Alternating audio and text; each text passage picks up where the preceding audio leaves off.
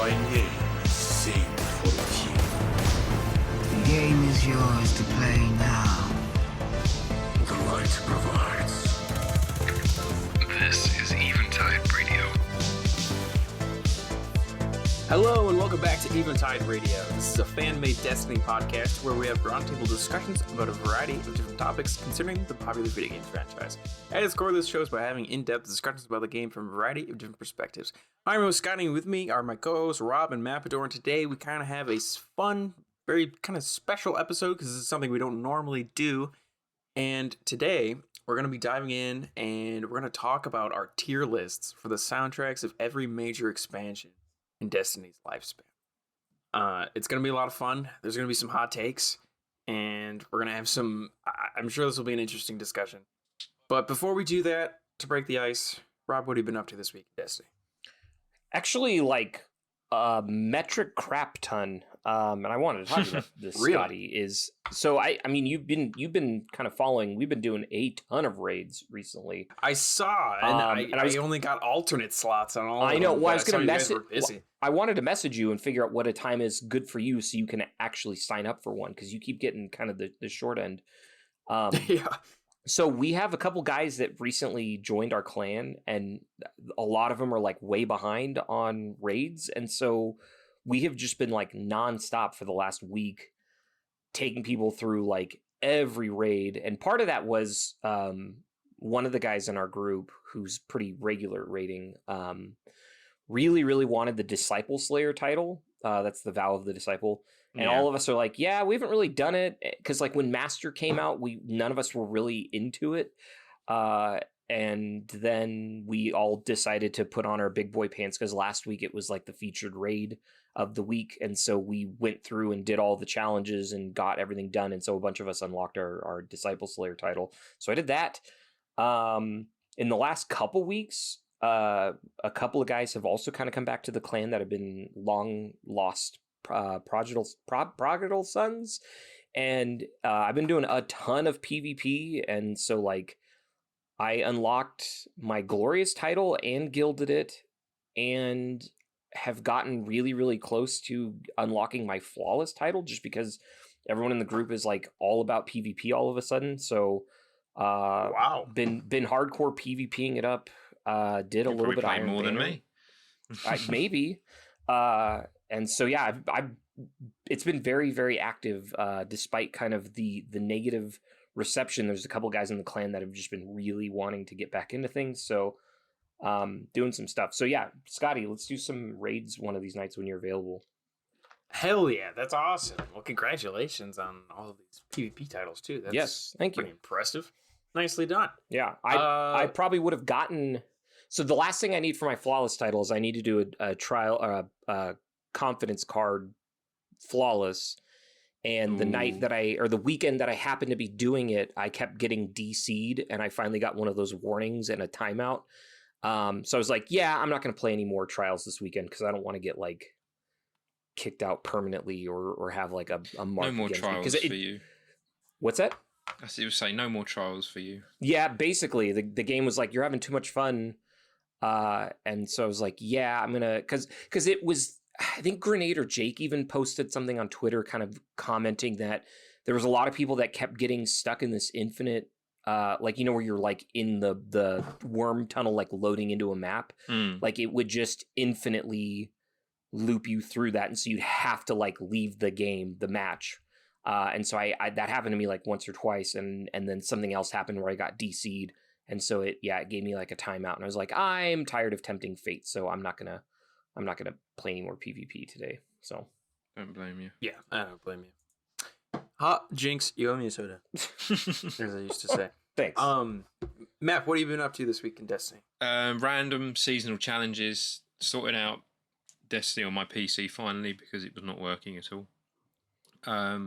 Just so that when I'm in between either doing work or looking for work, I can just come on Destiny without having to turn my PlayStation on and go through all that. Nice. But yeah, I'd download it and it would give me like installation like errors, like, oh, you haven't downloaded all the files, though I'd go a system check and it reckoned everything was there, and the files were secure and that. So I don't know what the issue was there, but I don't know. It just decided to work one day. Oh, nice. So yeah, I was just fighting around with that, but not loads, not much. All right, so we made our tier lists for each of the major expansions. We grouped the soundtracks just by expansion, so we're not ranking each individual track from every expansion or anything like that, but we're ranking them as a group, and we each made our tier lists. And you wanted to start with maps, right? Oof, the controversial one. Controversial? No, I mean, I don't think it's that bad. So, all right, walk us through. Shall I start from the bottom and then go to the top, or shall I work my way down? Yeah, start from the bottom. So, no soundtrack or expansion release music is bad, but one had to go at the bottom. So I've not called it D, I've just called it C tier, which is the Dark Below. There's not much to it. The Crota boss fight music is very good. The Sword Bearer music is very good, but there's just not much to the rest of the soundtrack. So that had to go in C. In B tier is the House of Wolves soundtrack. Again, there's not much to it, but I do like the Skolas theme and the Prison of Elders music. But also in B tier is Witch Queen. I don't hate it or dislike it at all. It's got good music in it, but I don't think there's many standouts. There's First Disciple and is it Queen's Deception? Is that the boss fight one with Savathun? Is that what it's called? Queen's Deception. I specifically have notes on that. It's like track 28, I think. The First Disciple. That's the First Disciple is that's Rolk. Oh, that's the Rolk. I'm sorry, I thought you were talking about Rolk. But I think it's Queen's Deception is Savathun's boss fight music, which I really like. But other than that, there aren't many standouts for me, so I had to go in B. And then in A tier, I have Shadowkeep. I don't know. I really like Eden is very good. The Shadowkeep, title music is very good, and then it became a whole plot point as well. And then Storm the Keep's very good. Hashladoon's Fall is very good. I really like that. I'm glad I get to hear it a lot in the GM Nightfall. You don't hear it enough when you do the strike normally because she's dead by the time it actually gets good. Right. And then Heretic Omen. Is that the track or is that the gun? I'm thinking no, that's a no. What is the that's am I getting confused with the track and the gun? It might. Oh, I'm looking it up. I feel like please look that up. But it's either a rocket launcher or so I think it might be the rocket launcher. But the Pit of Heresy. No, it is a song. You're right. Yeah, the Pit of Heresy boss music's very good, and then all the music in Garden of Salvation is very good. Especially both the boss musics. They're a rave, essentially. Yeah, they are. Also in A tier is Curse of Osiris, which is an interesting one, I think, and people. It's very short, but I like a lot of the tracks. Like A Garden World is very good, and where is it? Garden World is very good. Tree of Probability I really like, and then it links into Forsaken. It's only 9 tracks long. Oh no, 10 tracks long. But I like all of them. I like the vibe from the. And then also in A is Warmind the Track, which is very good, and I like that. And I like a lot of the vibe from Mars that they had. I like that they changed it a bit. It's not Cabal anymore, though I do like the Mars Cabal music. And then also in A tier is the original Destiny 1 vanilla soundtrack. I do like it a lot, but I think it's quite samey, and in some points that is a good thing for some tracks and a bad for others. But I base this tier off of how often I would listen to the music, and I'm not always listening to the D1 stuff compared to the rest of it. And then in S tier, I've got D2 vanilla soundtrack. There's just a lot of music there that stands out to me. Dominus Goal, a lot of the earlier soundtrack part, obviously Journey, Rise, Towerfall's very good, Forged Ahead I really like, Battle Station's very good, What We Fight For is very good. The Wilds I really like. Holiday is good. I like the farm music. Be Brave, Payback, Homecoming. The Nessa soundtrack's very interesting. Hunted is very good.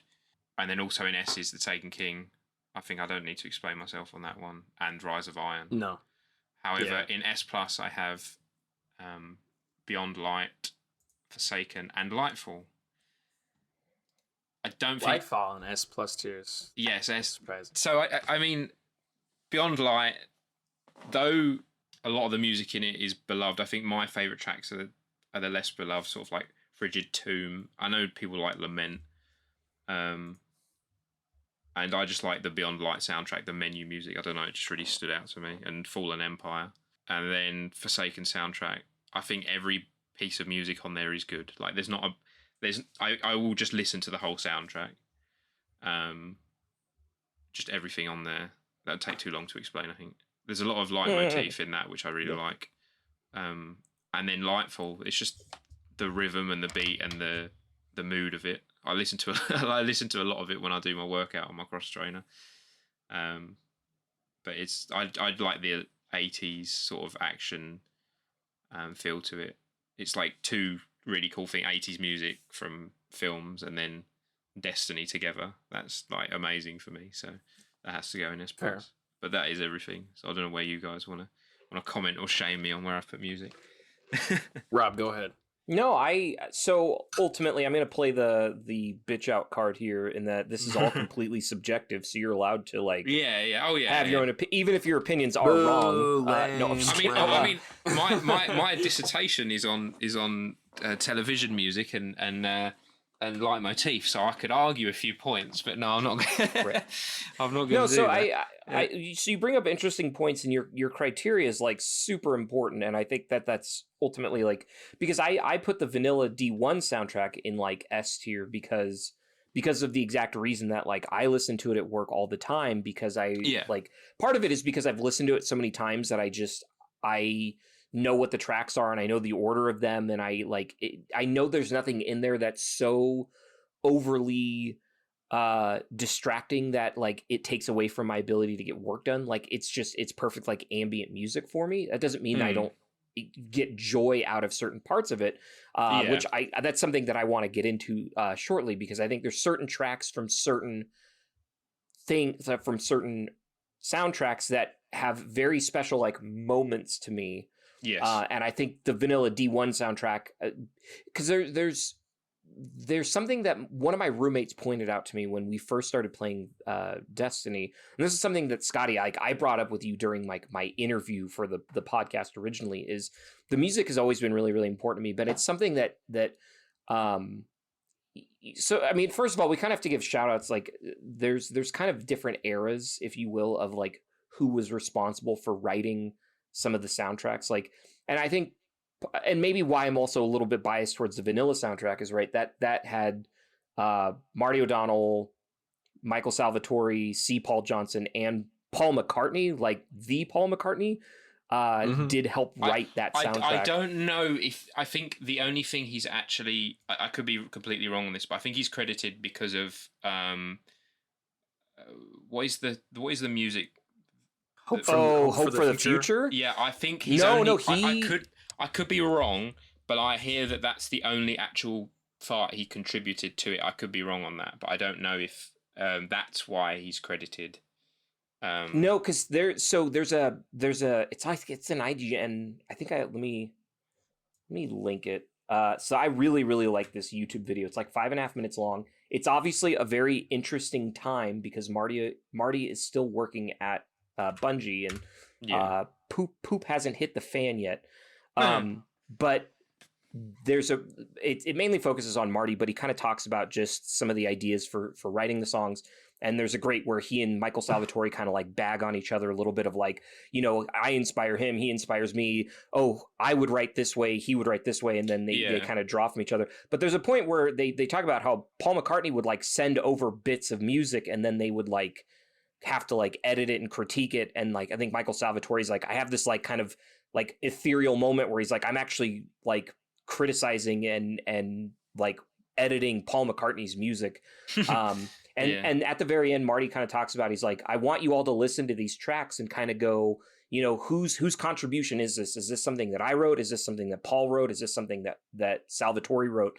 So the implication, and I think there's a couple posts where people have pointed out that there's some use of like horns in some of the tracks, specifically in kind of some of the music of the spheres, which I think we also need to talk about as a completely separate aspect of this. But I think Paul McCartney actually contributed more than is realized. Because I wasn't sure, because, you know, for legal and just, well, he made a song in the soundtrack, so his name is on, you know, the soundtrack. But I wasn't sure if he actually had a hand in the in-game music as such. I know that song plays in the game, but yeah, it's part of the credit, the original credits that actually used to play in the game. But yeah, so it used to play on the radio as well in the bar in the tower, and then obviously in the, in the jukebox, and then in the bar in the Forsaken. I'm surprised sector. It doesn't play anywhere in. I mean, I guess it makes sense, but I'm surprised we didn't find it playing in like Neo Moon or somewhere. To be honest,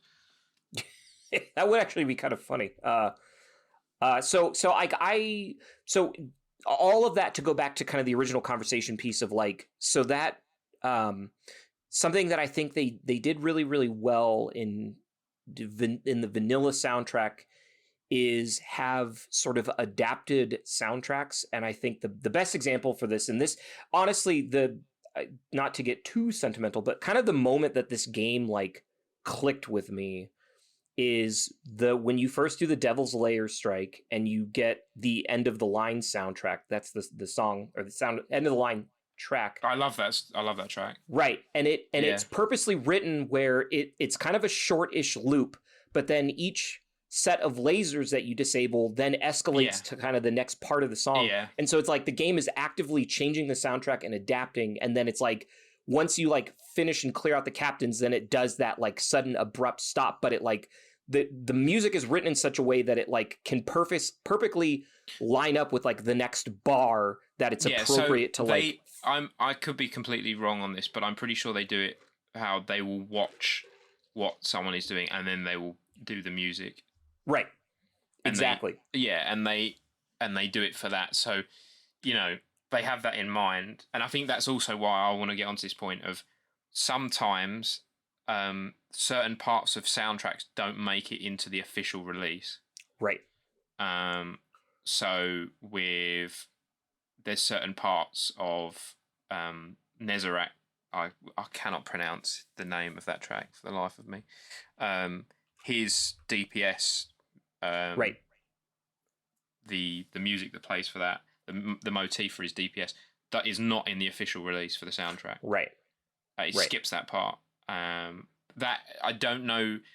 Depending on, I know for television, that's not actually down to the composer. It's actually down to the people who distribute it. But Bungie distribute their own music. Well, now maybe through Sony. So I'm not too sure who picks that or why that doesn't get added in. But yeah, I find that quite unfortunate. And there's a lot of tracks like that, like with Rise of Iron and Rise Up, Axis. His music, the Siva Density Critical, the part that people like the most, is not in the official soundtrack either. It's so frustrating. Yeah, and it's quite annoying when that happens. It's happened less in the game, I've noticed, but it still happens. Right. Yeah, and another good example is like when you pick up the sword in Crota's End. Yeah. And this is kind of the original version of the raid. Although they play this track similarly, it just doesn't start until you start DPS on him. But there's a very distinct track that plays once you pick up the sword, and that's not in any formal release. I will say and like you said, they've gotten better about it, because specifically in the Witch Queen soundtrack, when you start to damage the first disciple, or when you start to damage Rolk, the track The First Disciple does this really cool quick like drum kind of rundown, and then transitions to, and this is a common theme that's like keeps poking its head, and I love when they do it, because it all goes back to the original, is that there's like a cool version that transitions into the notes of Guardian, which is the track from the original leitmotif. Yeah, right. Yeah, and they do the same thing in. I think they also do it in Nezarec when you fight him when you get to like the final stand. The Guardian theme is in so many tracks in the game. Yeah, and I the best one I still think is in the Spire of Stars boss. I think I've maybe heard that once. Did I play it to you, Scotty, once? You did, yeah. You were telling me about that, and you showed me the specific moment. It's so good. I'm like, why did you use that music there? Save that for. Obviously, we didn't know, but save that for the final shape. Like that. Right. It's that good. Like it's that. Right. It's way more epic than the Guardian theme that plays in some of the other boss fights in like Look Within and things like that. But I think I'll play it to you in a bit. But yeah, I think I'm trying to think of what my favorite leitmotif is, but that's why I really enjoy Destiny music is the motif usage. Yeah. No, and for the uninitiated, sorry, no, go for it. And I cut in really quick. For the uninitiated listener, don't give me the entire dissertation, but Mamp, if you wouldn't mind explaining what a leitmotif is. The best way to like example and to describe it is, so a motif is a bit of music that is played throughout a film, TV, or a game, but it is played differently in certain parts or just the same when something is happening. The best use is Imperial March. Anytime post, Empire onwards, Empire Strikes Back onwards, anytime Darth Vader shows up, or a lot of the times when it shows the Death Star or like an Imperial Star Destroyer, it plays Imperial March. That's a leitmotif. And it's very triumphant and imperialistic, obviously. And then there's other versions of it. So when Vader takes his mask off in Return of the Jedi, sorry, spoilers, it play, and I believe it plays when he dies as well. Oh, spoilers. It plays on a violin, I believe it plays on. And it's very somber. Right. It's quite eerie in a way as well. And that's that's a motif, a leitmotif. It's a version of that. Invokes a different emotion. Right. So that's where we have like the Guardian theme is quite somber. Typically, it's not very bombastic, and then a lot of the times in DPS phases, it's very triumphant. But yeah, there's loads of. They started doing this more so in Beyond Light. They do it in other in Lightfall as well. Less so in Witch Queen as much, but they have tracks that transition that are essentially split up. So Frigid Tomb and Lament, they are the same essentially tracks, and you can put them together. And a Security Breach and the other track that I like, which I've been pronouncing wrong, but Scotty, I think you corrected me on how you pronounce it. Starts with an A. What is it called? Aphantasia, something like that. Yeah, those tracks are very similar as well. There's like pairing of tracks. They did it in Lightfall as well. So that's essentially what a leitmotif is like a short bit of music in a part of a song that continues. I mean, someone could probably explain it much better than I could. But. No, but I think that's important because like each expansion sort of chooses a theme, and then that runs through a bunch of the other tracks that you keep kind of like Lightfall is a perfect example. Those opening notes when you load up the game.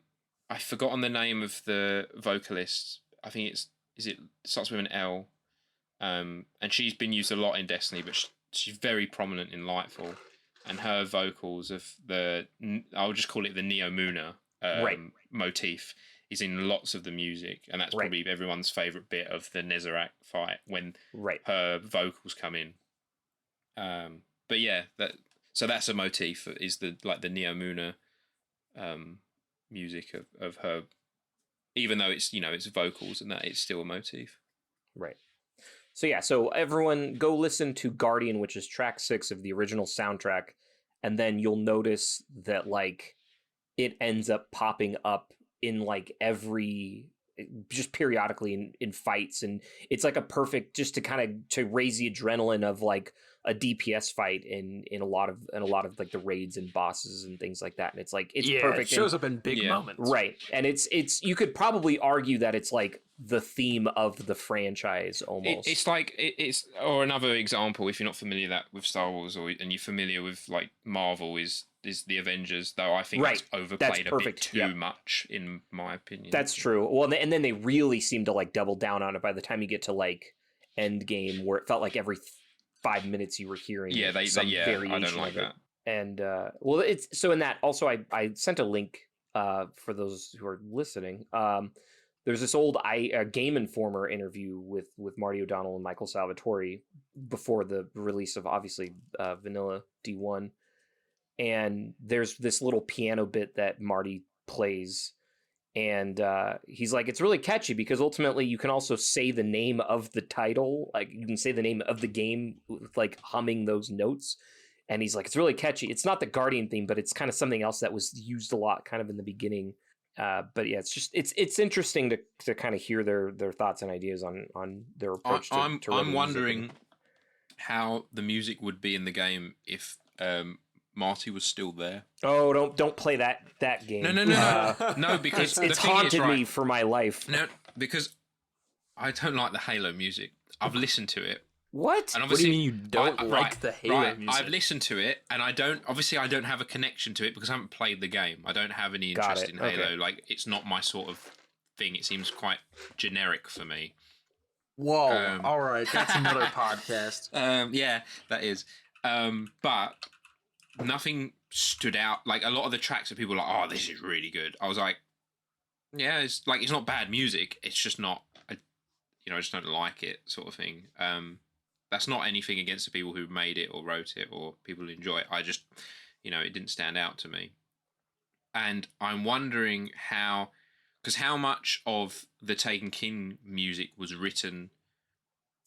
Because did Marty? His name isn't on the Taken King soundtrack. Correct, it's not, and so I've wondered that too. Yeah. Is but then Rise of Iron's really good. The Rise of Iron soundtrack is really good. And that was done last minute, as we know. We weren't supposed to get Rise of Iron. Right. Well, some of that music though overlaps with the Vanilla D2 soundtrack. So it seems to me that some of that was maybe, for lack of a better term, like maybe reject music from D2. I reckon some of it could have been Iron Banner-ified, if that's the best way of putting it. So they use more vocals in the D2 stuff than they have done in D1. And we got a lot of that in Rise of Iron. So, I imagine that some of the tracks the vocals were changed to more fit like the Iron Lord theme. Yeah, no, I've played that what if game of if the OG team were still here. I think it would definitely drastically change the landscape and it's interesting to think about, but it's probably not healthy to think about either. Would it have been as experimental though? Because we've had a lot of different music. We've had like synth and I know obviously they still use synths and things like that, but like the Vex music has changed a bit. Sure. Would we have had Vex Offensive? I know people don't like the activity, but I really like the music from it, and it's very electronic. And Garden of Salvation. Sure. Garden of Salvation's in its own like world completely. But like the bass on that, like would we have got that? I don't know. It's certainly would we have kind of stuck with the more? But I mean, you listen to stuff from like Vanilla D1, like Prey, and there's a couple other ones in there that are pretty electronic-y. Like there's the one that you hear when you're first building the bridge at the end of the first encounter in Crota's End. Like right. Like that's not like traditional. It's not all orchestra and things like that. So I definitely I'm curious, but it's probably at the same time not healthy to play that game either, because it begs too many questions. Completely. So I mean, the original Vex theme is quite unique, and I really like that. Yeah, absolutely. Yeah, no, there's there's quite a big spectrum, and I think they did a good job in the sort of the vanilla soundtrack of giving unique themes to each of the main enemy factions, right? Like you said, the Vex has still kind of early on had some electronic-y thing, like the Cabal always have had like kind of these marching heavy drum rhythms, and the Hive has always had just sort of hectic creepy music, and then the Fallen have always had kind of this not almost orchestral, ethereal, interesting. So they've always done a good job of separating and that at least has been a throughput. Yes, it's changed, and some of it's gotten a little wacky at times and experimental, as you phrased, and I think that's accurate. But you still always kind of know that you're listening to a Hive soundtrack or a Vex soundtrack. It's just definitely evolved, but I'm glad that it has in 10 years, and that you're not listening to the same 4 notes over and over again for every Vex theme or what have you. And but there are those motifs that we talked about, like the Guardian theme and some other, and within each obviously major release, there's motifs kind of set up in each of those as well. But I'm wondering if we'll get what the music for Final Shape will be like. Well, it sounds like, because what is it when they, we talked about this in the last episode of that music has been recorded, and I know that there was that tweet from like early June or July that showed some sheet music, and I think you could see Marty O'Donnell's name on it, so they were definitely using music from like the D1 soundtrack. And he still did the music, like they'd done the music before he left. For D1, or for vanilla D1, absolutely. For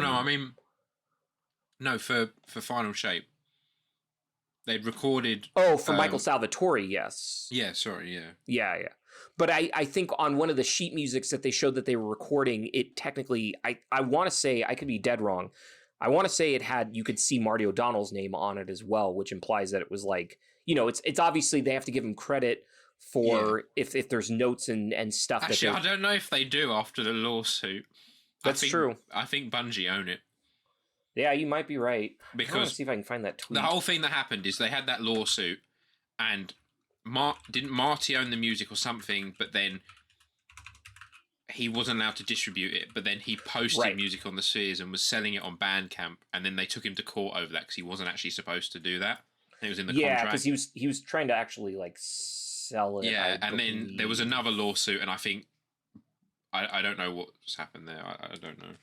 What do we want to bring up Deepstone Lullaby? Because I purposely didn't. No, bring it up when I kind of purposely don't want to, because there's nothing. It's a great piece of music. Yes, it is. It's done. It's another good example of sort of like the adaptive, where it's like as soon as you get out there, it starts playing. It's definitely good. I don't think it is the greatest thing that has ever been made in music, and I don't understand how someone could listen to 10 hours of it. What I don't get is people go, "You should listen to Destiny music." Here, listen to Deepstone. That is not reflective of the game at all. I agree, and I think that's the problem with it. Is it's good music, but it is not at all reflective of the rest of what makes those soundtracks so good. It's really good, but I think it is slightly overrated. That's not to take away from. Is it Michael Seacrest who made it? Yes, it's the other gentleman that was. That's not to take away from Michael on it. It's a very good piece of music. And I think the status that the community have put it on is a bit too high. Maybe I don't know what he thinks. Maybe I think I did see an interview with him where someone asked about it, or was it Sky Lewin? And they asked, and he sort of brushed it off. Yeah, sort of like like I think Reflection is better than Deepstone Lullaby. Which one's Reflection? Is that in? It's in Beyond Light. I'm trying to remember which one. I think it's a similar track. I think, but I actually think I prefer it to Deepstone. What's the one from the Taken King that plays at the start when the ghost it's essentially Remembrance. That's like one of my favorite. Oh, that's Taken King. That's one of the greatest songs. I think that's better than Deepstone. Remembrance might be like in the top like 10 tracks of the entire franchise. That's like top 5. Yeah, I think I agree with you. It's so good. Yeah, it's a good track, but it doesn't define. I'm talking about Deep Stone Lullaby. It's good. Yeah. I don't know. It's That's fair. fine. I mean, it's overplayed, fine. over talked I mean, about. Guardian. I'd say the ones that define Destiny are probably Guardian, Gunslinger. That is a top 10 track. Gunslinger's fantastic. I think that's so underrated. I think Brave the Storm from Rise of Iron might be. Yes. Brave the Storm is so good. I love that. And I love that little piano part, like halfway through that breaks down. And that's they the best play bit. it. They play it during bit. the one cutscene when Saladin offers his life in to Keitel in exchange for crows. Like that's so good and so perfectly timed. This is probably up there in terms of like overrated with Deep Stone Lullaby. I think The Last Array is It's very good. also I think it's a good track. I think Tranquility is amazing. I feel bad for someone who doesn't know the names of any of the tracks. They're like, I know. I like Destiny music. That's why I'm trying to go off of stuff that you can find on Spotify because everyone. I ain't gonna sit there and sing it for you. Yeah. I don't think this is like genre defining. I've always really liked Deconstruction because it's so like odd. I'm trying to remember. This is all D1 vanilla soundtrack stuff. I think some of the weird ones that I like are probably I really like A God on Mars. I know it's a bit of a meme. Which one? That's the title theme for Warmind, the one that would break everyone's ears because it'd be really quiet and you go and then it'd just go like all of a sudden. Oh yeah, okay. I really like that. Warmind from the Warmind expansion, that track. I think. Hold on, let me double check. I think, which is really frustrating because there's also a track on the vanilla called The Warmind. Yeah, which I like a lot. But I do also want to give a shout out to any of the tracks that seemingly play while in orbit. So Remembrance does occasionally. Remembrance does like the excerpt from Rose and Hope. Yep. Those are really good. I listen. They're from D1 that I listen to a lot when I'm doing work. There's some good D2, like especially I think there's quite a few that released for Shadowkeep that are really good. Yeah. Like because it's like whether or not you want to admit it, you spend a lot of time in orbit waiting for your buddies to join you, and so inevitably you hear a lot of that music. And I think they've done a great job of curating certain tracks to play in orbit.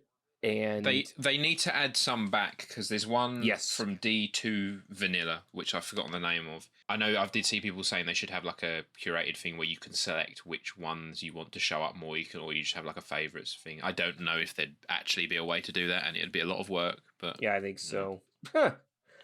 It would be cool though. I mean, the way they kind of have like finishers set up where you can like favorite like a rotation, right? Things. Yeah, well, there's so many at this point. That's the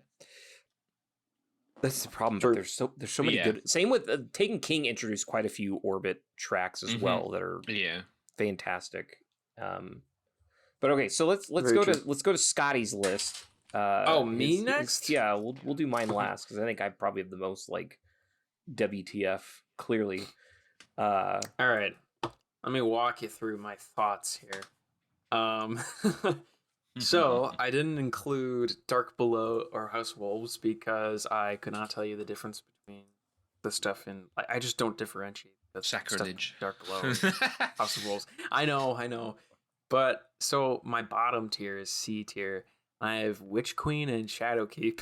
I think they're both kind of similar in what they like the idea that they were going for.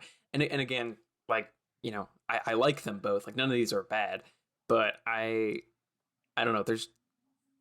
They're kind of samey throughout. I don't love the techno synth stuff of Shadowkeep, and I mean some of them are good, but I'm not like a huge fan of it.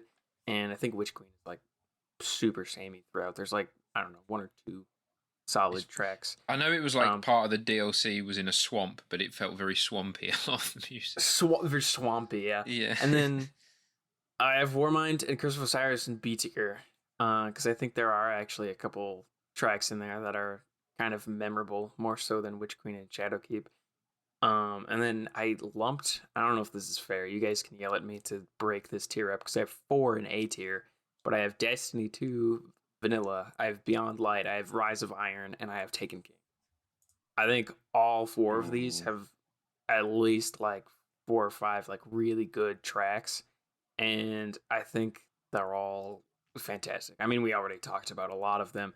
I actually really like Journey, for example. I know it's overplayed and over talked about, but I do like Journey, and I try to put myself in the mindset that I had before it was overplayed, which was back when it first came out, and I remember how much I liked it then. I think Beyond Light is really cool. I think it's got a lot of different. I like the differentiation between like. There's a lot of very, very like somber, like reflective songs, which are cool. Yes. And then there's like the Clovis stuff, and then there's like the Fallen theme, and I like all 3 of them, and they're all different and interesting. Rise of Iron is really cool. It actually does do some like techno synth stuff, kind of like Shadowkeep, not as heavily, but it's in there here and there, and stuff like the Wretched Eyes, like really cool. Mm. Right. There's a lot of like heavy metal stuff, and Rise of Iron belongs in A tier for Sepix Redux alone, because that song is awesome. That's fair.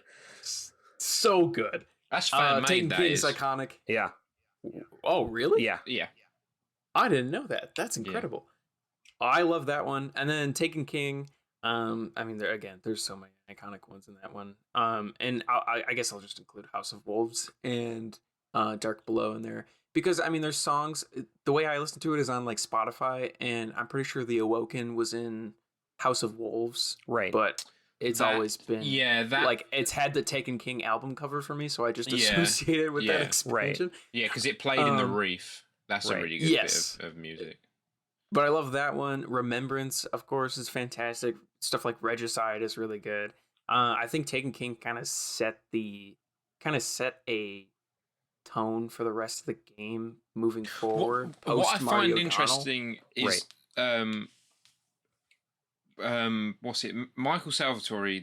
I watched this interview with him. I don't remember where it was, and I remember he said this thing. He said that the original D1 music was more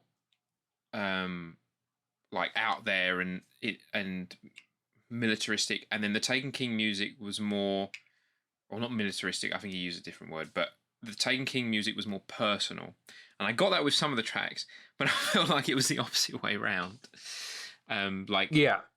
There's very big set piece musics in the Taken King. I think so, for sure. Right. And like with Regicide and Last Stand, they're very... Right. Yep. And then they continue that throughout future expansions. Right. Kind of philosophy, I guess. And then my S tier is, I have Vanilla D1 as S tier, because I just think Music of the Spheres is fantastic. I think that whole soundtrack is just like magical, for lack of a better word. And Forsaken has so many songs I love, and it's partially because I'm trying to separate the fact that I'm a huge fan of the Forsaken expansion itself, but some of the music in Forsaken is so good. Gunslinger is one of my favorites. Keep of Voices, I think, is the best raid music in my opinion. That's my personal favorite. But there are so many. Watchtower is fantastic. But yeah, there's my tier list. What do you guys think? No, I think so. Scotty, I think your tier list is perfectly fine and good. But I think you bring up a good point though too. Is like I don't think it's very easy to separate the what feelings and emotions that the game evokes when you're playing and these moments that you have. Right. That's why I really like the First Disciples soundtrack, because it's so cool when you're playing the raid and you get to DPS and it does that little drum thing and then goes right into the Guardian theme, and it's like, but you associate that with the fight and when you're playing the game. So I think it's perfectly valid to feel that way with some of these tracks. Like I really happen to like The Awoken. It's I think it's called The Awoken from the Taken King soundtrack, because I like that map called the Drifter, interesting enough. But I associate that map with that soundtrack, and I like that map, and I like that every time it loads in, it starts playing that very kind of like ominous sound. And so I think it's like, you can't separate the game from the soundtrack in many of these instances. So it's like, if that's true, I think it's totally fair because, and let's be honest, I hate to admit this, but there's a huge bit of nostalgia associated with some of these, and why, you know, it's like why this game makes you feel a certain way and why these tracks make you feel a certain way, because, you know, it's like I said, end of the line means so much to me, because that was like that first time I played Devil's Lair, and like the music is a really good bit of music, right? And it's like, oh, this game, like that, the game clicked with me because of that, like that perfect integration of music and gameplay, and like how it evokes these emotions and how the adrenaline starts building up because the fights get more intense. Like this game is magical for that reason, right? And that's why we continue to play it, because this beautiful, like, harmonious synchronization between the music itself and the gameplay and all the action and activities, and like it's perfect in so many instances. So I think your point of like, well, I really like the Forsaken, that's why I like the soundtrack. Yeah, that's totally hand in hand why it should be that way. I think there's one instance for me that doesn't, which is you know when Rohan dies. Oh yeah, right, and obviously that's meme to shit. That right. Music that plays it is so good. It is really good. It's really good. It's not in the official release. There's a part of it that plays at the end of Tyrant Overthrown, but that plays there in the game as well. But that part of the music is not in any of the soundtracks as far as I'm aware. Right. And that is really so good. It's just like the Neomuna motif, and it's I forget her name again, the vocalist who does it. So good. And I know people were like, "Oh, it's Rohan," but who cares? I'm like, "Yeah, but the music in that scene is so good. It is so good. I don't care how bad that bit was written or whatever, or what people think about it. I'm like, no, the music's good. I don't care." Right, and it does a good job of whether or not it's kind of memey, and you know, we make jokes of the whole like, I'm 2 weeks away from retirement, and then he dies, but like the emotion that it evokes of just this, like, it's this hero going out with a bang and sacrificing himself, and like, yeah, that music is so perfectly selected and appropriate for that moment that you're supposed to feel, whether or not you feel it, but you know exactly what they're trying to go for, and it's effective. So I think your list is perfectly valid. I think Map's list is perfectly valid. I might be the only one who's actually got the bad list here. So I find that hard to believe. Let's see. All right, so C tier. As we've been talking about this, I do kind of want to change a few things around. I do agree.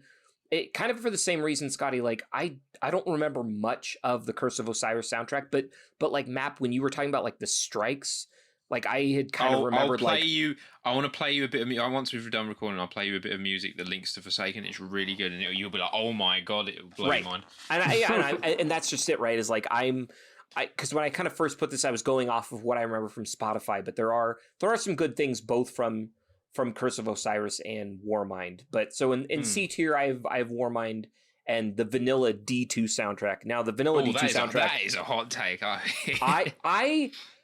There's so much kind of generic music, in my opinion, in there, and I think Journey is overrated. I agree. I think it's good, and it has like the 4-piece orchestra, and it's good music, but it's kind of like that Deep Stone Lullaby, where like when it came out, everyone was talking about how amazing it is, and it's like, I think there's better music in that soundtrack. Like I really love the Nessus music, like when you load in and again, it's that kind of like choir singing music that's like really good, and it's got a little bit of like the weird electronic because it's, you know, it's Vex themed ish, and like I think that's a great soundtrack. Now don't get me wrong, there's some stuff in there that I wrote down that I like.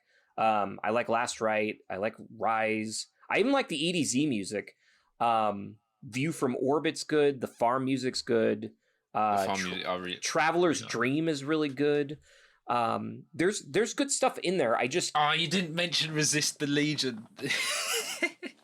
I don't have that on my list. That's probably my favorite D2 vanilla soundtrack. That is all right. I don't know why it's such a bop for a Cabal bit of music.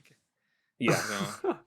But yeah, so that's why I just, it's like, I don't think it's bad. It's just something's got to be at the bottom. I think there's better music than it. Like that's kind of the opinion that I have. So then in B tier, I've got War My Music, because I do remember some of that stuff. I've got Dark Below in there kind of for that same reason. There's not much of it, but what is there is pretty good. The House of Wolves, you mentioned this, I think, before we started recording. But definitely, I love the Prison of Elders music that was added. Yeah. There's some Skolos. So Skolos' theme's really good. Skolos' theme. I love when you load into the Fallen area, like, because there's 4 different directions you can go. When you play the Fallen one, it's kind of like this really downplayed. Like, I love that track.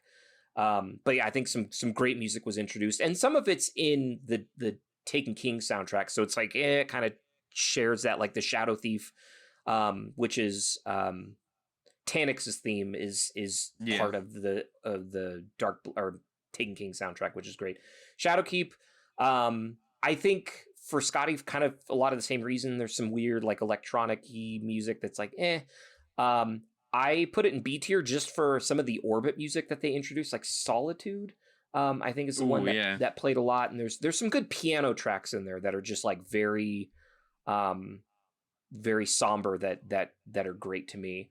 I think people thought someone was going to die in Shadowkeep because of Solitude. Right. Yeah, absolutely. Because the soundtrack was posted right before, like a day before it came out. That's right. Yeah. And I think people were all like, "Oh, someone's dying." Right. Which, I mean, that if you were to ask me who I I probably would have thought Eris Morn was going to die or something during Shadowkeep, but she didn't, which is good. And then in A tier, I've got Beyond Light. To echo kind of everything else, like there's some really cool introspective music in that soundtrack, as you stated, Scotty. I think it's good. Rise of Iron, obviously A tier. Witch Queen, the more I think about it, I think there's a couple of tracks that I really like. But for the most part, if you were to, area under the curve, I'd probably put it lower. And that's kind of the thing too, right? Is like, what should you be basing the entire soundtrack off of? Like 2 or 3 songs that you listen to over and over again, but then the other 85% of it is kind of like mediocre, or should you be evaluating the soundtrack as a whole?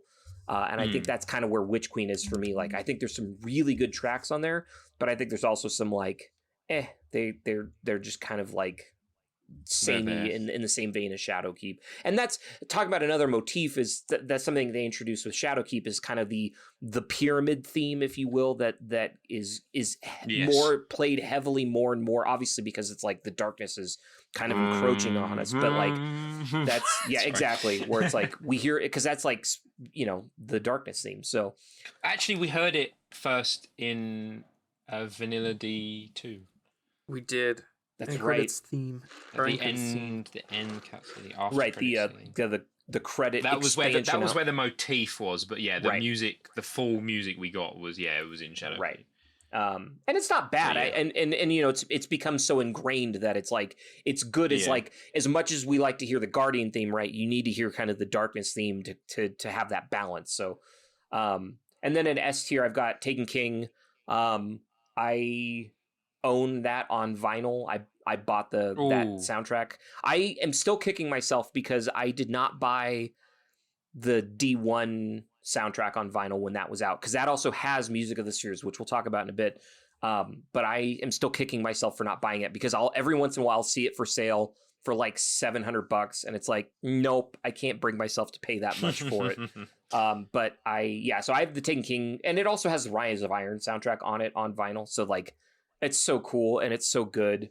And it's like, as much, it's because in my playlist, I go right from Vanilla D1 straight into Taken King. So I listen to both of them a lot.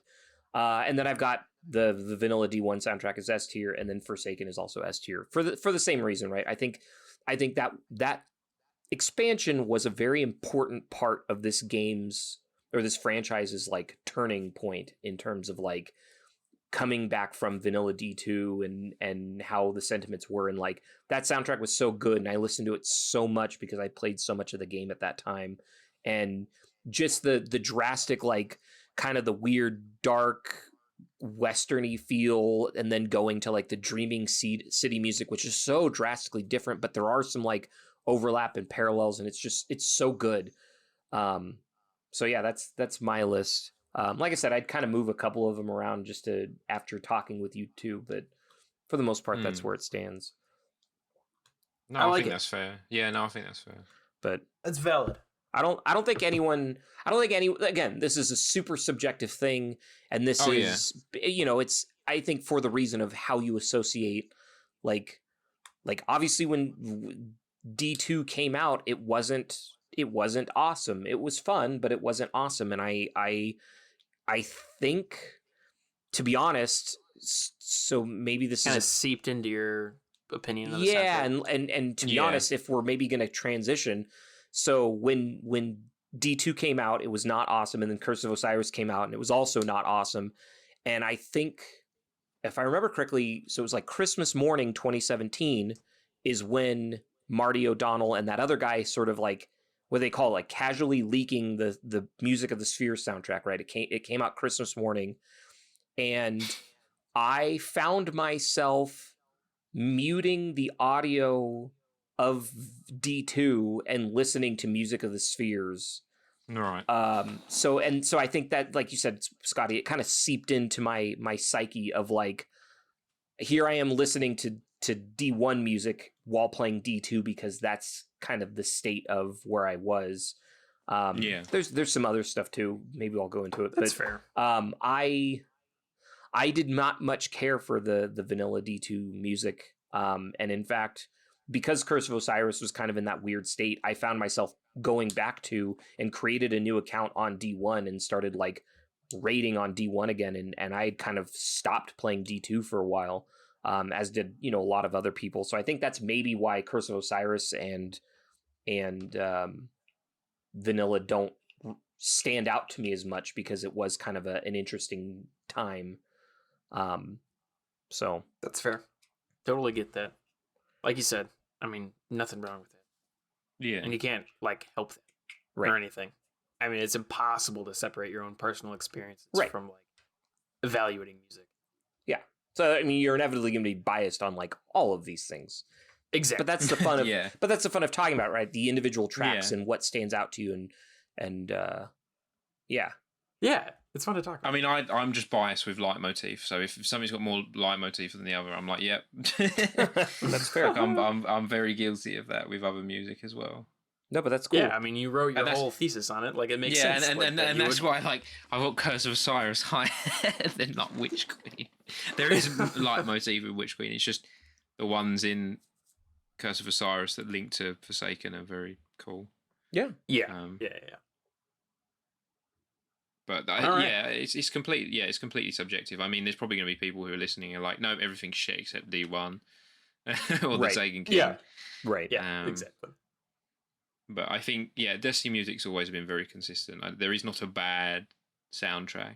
No, which is true. I enjoy all of them. But some have to go above others. I will say, I think the one track that I do almost always skip past is what is it called? Why can't it? Oh, I think I've actually removed it from my my playlist, because I have. It's gonna be something that I like, isn't it? No.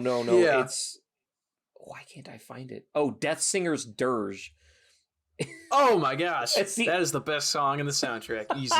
That's the only thing that I have like not on my playlist, because it's like, I listen to that before I go to bed every night. That explains so much about you. For those of you who don't know, it's just the two Death Singers like chanting that you hear during the funeral of Crota, and it's just like two wizards kind of going back and forth, being like, "Ah!" and it's awful. It is not. I wonder what they're talking about. Yeah. Oh yeah, they're like, I had to walk 30 minutes to get it or float. Yeah, I had to float all the way over. But it was raining. I left my coat in the car. So that's the only track that's like, why is it in here? Because it doesn't sound like it should be music. I mean, it is, but it's like, technically, it's just this horrendously awful like. I mean, chanting. the name of the track. Yeah, should be a clue for that one. Yeah, so that's the only one that I don't like out of all like 400 tracks that are on the playlist. Is Death Singer's Dirge. 313 of the release soundtracks that are on Spotify. I just added it to my list of Best of Destiny's OST. Is that elevating Taken King to S tier for you now, Scotty? Oh yeah. Totally. I you know what? I realized I didn't even put Nightfall in a tier. Oh, I didn't either. Because you even mentioned Map to yeah, add I that said it wasn't on the tier list thing, so I had to add it. Tentatively, I'd probably put it in at least B tier, maybe A tier. It's got some good, catchy tracks on there. It hasn't been out long enough for me to like have it really sink in. Like, for me, it's got past the "it's new, I like it" sort of phase, and I still listen to it. So I'm like, yeah, I definitely enjoy it. It's not just an old recency bias sort of thing. That's fair. No, and that's a valid point. I think I put it in my A tier. That's fair. I'm very excited for the Final Shape soundtrack. I am too. That's and they've already said that they're going to lean heavily into nostalgia. So I'm hopeful that means we're going to get some vanilla D1 music sprinkled in there. Oh, 100%. Oh, definitely. So Last Array somewhere. Right. Yep. Definitely. I mean, that's like. I feel like. I mean, we're already having some of the trailers, like with the teaser that they showed off with Cage when they first announced Final Shape. And then I'm wondering, we had the trailer from the reveal, and it was like the first sort of trailer they showed off of the area. It's the CGI trailer, not the gameplay one. Oh, right. And it has this vocal music at the end, and I'm still trying to figure out if it's music for the game or if it's trailer music. Obviously, it's not an existing piece of music, but sometimes they will just make like Destiny music for a trailer, like what they did with the Nightfall trailer. That's really good, and I like that, but that's not in the game at all. Sometimes it is official, like What We Fight For was in a Destiny 2 trailer. Yeah, like the Taken King trailer. I forget which one it is, but there's a Taken King trailer that plays a version of Surge of Light, and there's a part in it that's really cool, and it's not in the official soundtrack, and that really bums me out. There's like, you can't rip it from the trailer either. There's too much like stuff going on.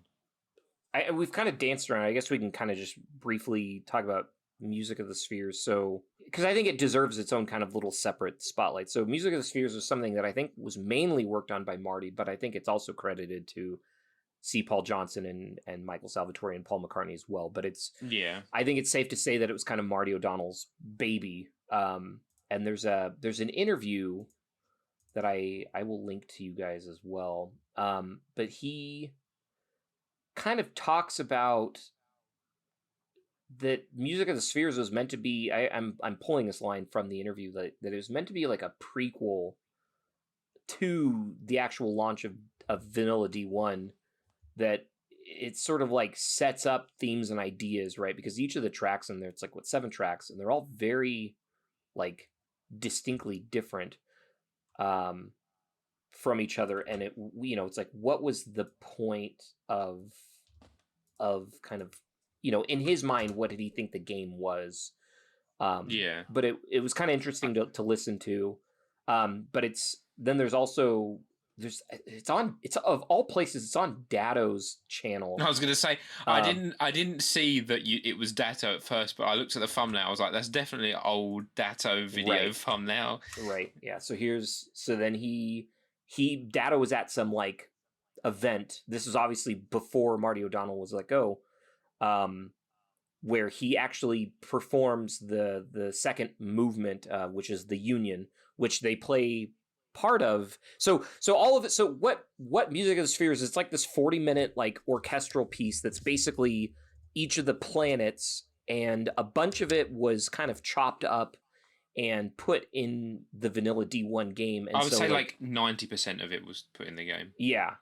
I think there's about 5 minutes, maybe 6, right, were like of the actual music that isn't. That's a bit, I'd say, either too Western or too, I don't know how to say it, Disney. If like, there's nothing wrong with those tracks. I like that part of the music. But I don't think it fit the sort of just the universe of Destiny at the time. It could maybe go in now, but I think at the time it did not fit. I agree. It had, well, because again, and that's why it was meant to be almost like a prequel. Like it wasn't. Yeah. It's not, and that's why. So if you see, if you're completely unfamiliar to this, if you see a bunch of vanilla D1 tracks are called like Excerpt from the Rose, Excerpt from the Hope, and things like that. Those are the names of the tracks. There's Path, Union, Ruin, Tribulation, Rose, Ecstasy, Prison, and Hope. And I think all of them have little bits and pieces, except for Excerpt of the Prison. There's no Excerpt of the Prison, and that one's definitely kind of probably the weirdest track. And then at the end of the Hope, you get Paul McCartney's Hope for the Future, and you get like the extended long version of it. Which for better, for worse, depending on how you feel about that song. But I kind of agree with you that it's like parts of it didn't quite fit in the game, but like, again, it was almost meant to be this, like, it wasn't meant to be in the game. It was meant to be sort of this cursory, tangential track like thing that you listen to kind of leading up to it. But it's fantastic music. It's all really, really good. And it was unfortunately never really released in any official means. And then, Christmas morning of 2017, someone posted on Reddit, because there was a group of people basically trying to put it together, and they had, from what I understand, kind of salvaged bits and pieces of it. And I think Marty had to have had a copy of it or something. But it got leaked on the internet, and it's a fantastic piece of music. And the only formal release that Bungie has ever put it out in is that vinyl collection. And it's really unfortunate, but like, you can't buy it anywhere. Like you can listen to it on YouTube. There's all kinds of like links to it, and they're all really good, like audio quality. But it's in terms of like, it's not on Spotify. You can't purchase it from their store. It's just like a thing that kind of exists but doesn't exist either. And it's really unfortunate because it's amazing music, and sort of like, kind of the last thing that Marty really contributed to besides the vanilla D1 soundtrack before he left. And I will say, I don't know if you've listened. So he worked for another company and wrote the soundtrack for this game called Golem. And it's also really good. I believe it's on Spotify. I've listened to it a handful of times. It's good music. The recent game Golem. Yeah, no, not Gollum. Golem. Yeah, no. I was worried. That No. Mario why has he O'Donnell done that? No, it was a small indie. I think it was a VR game or something like that. I didn't look too much into it, but the music for it is on Spotify, and it's really good. So if you're looking for something else that Marty has done, kind of outside of Halo and Destiny, it's very quality music and definitely worth. Echoes. Oh yes, it's called Echoes of the First Dreamer, and it's the music prequel to Golem. And there's some really, really good stuff in there as well. That's worth a listen to. Just as like a side thing. Because I am a avid Halo fan. And I think Marty is quite the composer and I think it's unfair to just say Marty O'Donnell, because I think in one of the videos, the IGN video, he credits that, he wouldn't have gotten where he is without the help of Michael Salvatore, because they've been buddies since like the 80s, writing music together for all kinds of other games. And I think the two of them together created quite some magic, and obviously C. Paul Johnson with the vanilla release and Paul McCartney. But it's Music of the Spheres is kind of this, like, what do I want to call it? Like this love-hurt kind of situation where it's like, it's great music, but it also sort of signifies the end of this, like, this era and kind of this last piece of like competent music that was put together by Marty and Michael Salvatore. And yeah, so if listen to it, it's not on Spotify, but it's definitely worth tracking down. It's on YouTube. It's on YouTube. You can find it all over the place on YouTube, and read into it and do your own research on kind of the history of how people have kind of put it together. But yeah, so you pointed out Map, and again, I don't want to get into this too much, but yeah, I think at one point Marty did try to sell it on Bandcamp after the lawsuit, Yeah, and it got real messy, and it's just like, it's unfortunate that there's probably always going to be a little bit of bad blood between the two parties, and that's just kind of how things shake out. But it's unfortunate, but we do have this beautiful music that they all kind of worked on and put together, and none of it would be without the other party, and that being Bungie paying for it, and Marty O'Donnell being there working on it, and this idea of this Destiny game, and kind of the inspiration for all of these things. So it's a piece of art that should be experienced by everybody, and it's just a shame that you have to like listen to pirated versions of it on YouTube. Yeah. But so thank you guys for hopping on and chatting with me as always, and thank you guys for listening. Please, we would love to further the discussion, so please message us on Twitter/X, whatever you want. Email us, anything like that, please. So anyways, guys, thank you guys for listening, and we'll see you all next time. bye. Goodbye.